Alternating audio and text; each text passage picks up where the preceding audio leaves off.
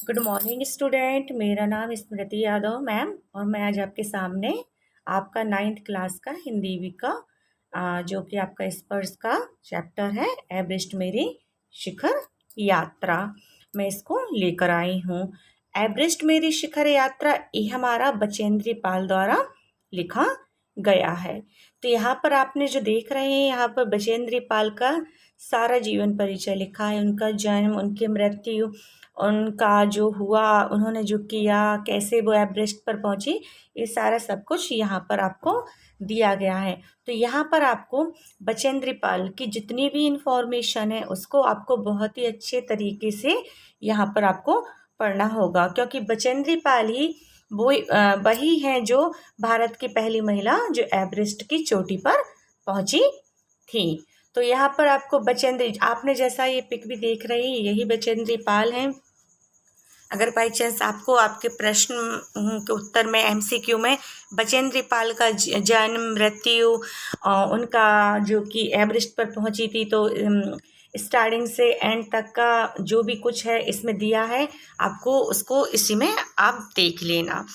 तो बचेंद्री पाल का जो चैप्टर है यही राइटर नेम है, तो इनका है एवरेस्ट मेरी शिखर यात्रा।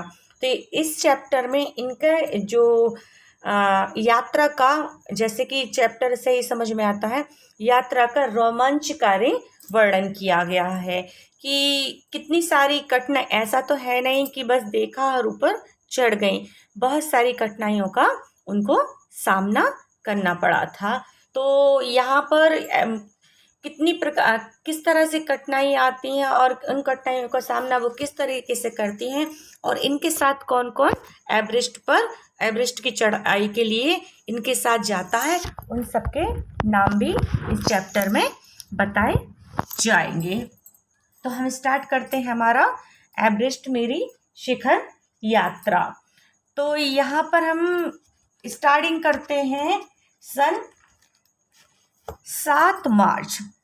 हम पहले 7 मार्च 1984, मतलब 7 मार्च 1984, हम यहाँ पर 7 मार्च 1984 से स्टार्ट हम करेंगे, क्योंकि यहीं से बचेंद्री पाल की यात्रा शुरू हुई थी। बचेंद्री पाल कौन? ये महिला हैं और ये एवरेस्ट की चोटी पर पहुंचने वाली पहली महिला है। तो 7 मार्च 1984 को एवरेस्ट अभियान दल, जो कि यहाँ से हम आपको बताते हैं, चैप्टर में आपको दिखाया गया है कि 7 मार्च 1984 को एवरेस्ट अभियान दल दिल्ली से काठमांडू के लिए चला। तो कहाँ से? दिल्ली से काठमांडू के लिए चला।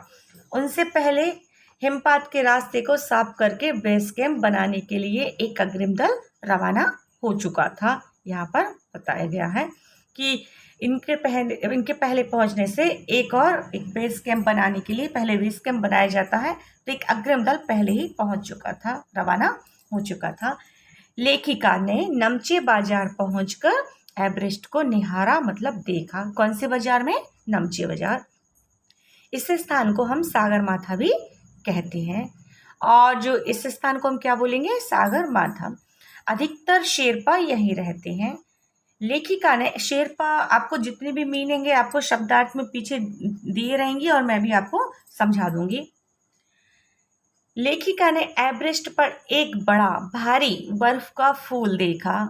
कौन सा फूल? बर्फ का फूल।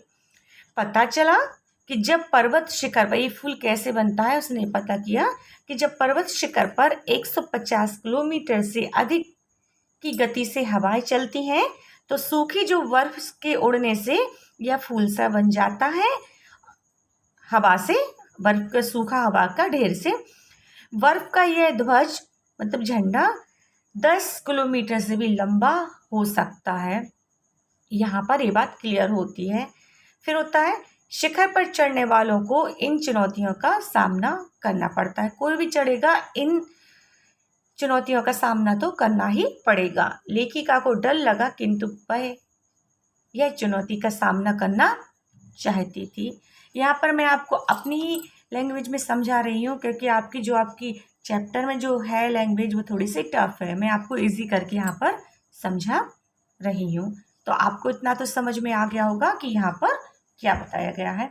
फिर क्या होता है, 26 मार्च की बात आती है। अभी हम 7 मार्च की बात कर रहे हैं, उसके बाद हम दूसरा आ जाएंगे हम 26 मार्च पे। तो पहले 7 मार्च 1984 की बात क्लियर हो गई। अब आती है 7 मार्च को। हम यहाँ पे 7 मार्च को आते हैं। 7 मार्च को ये जो अभियान दल था कहाँ पहुँच गया, पेरिस पहुँचा।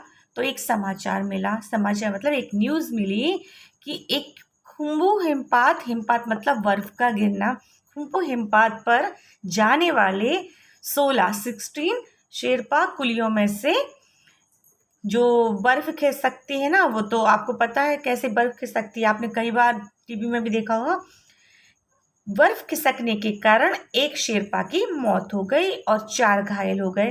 तो कितने थे वहां पर, वहां पे 16 शेरपा कुलियों में से क्या हुआ, एक की मौत हो गई और 4 घायल हो गए। किस तरीके से, बर्फ के खिसकने से।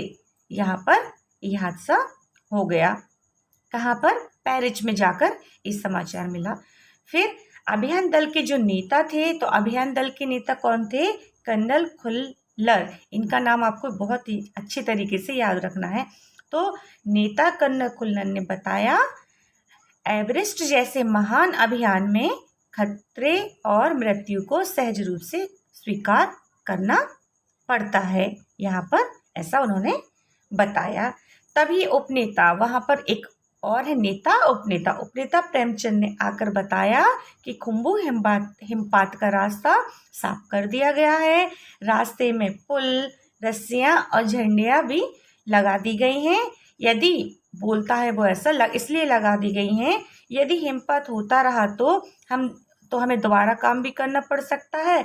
अब बेस कैंप पहुंचकर एक और समाचार मिल गया जब बेस कैंप पहुंचे कि एक जलवायु प्रतिकूल न होने के कारण एक रसोई सहायक की भी मृत्यु हो गई है।